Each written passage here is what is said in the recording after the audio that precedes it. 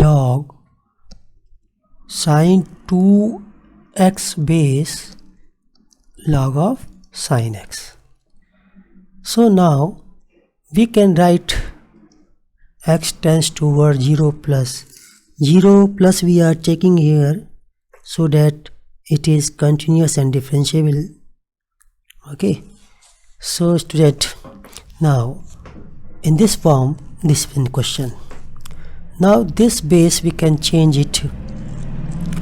Taking e base, we can write log e base sine x upon log e base sine 2x.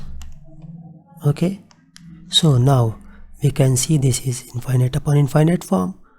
So using differentiation, we can got it 1 upon cos x into sine. We already done in the previous question, cot x upon 2 cot 2x, x tends toward 0. Now we can write 2 tan 2x upon tan x, x tends toward 0. Just we have done it. Okay, so we can write 2 sec square 2x upon 2 sec square x, x tends toward 0. Putting here 2 into 1 upon 2 into 1, we get 1.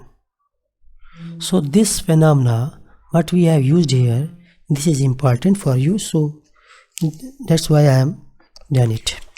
Okay, and thank you for watching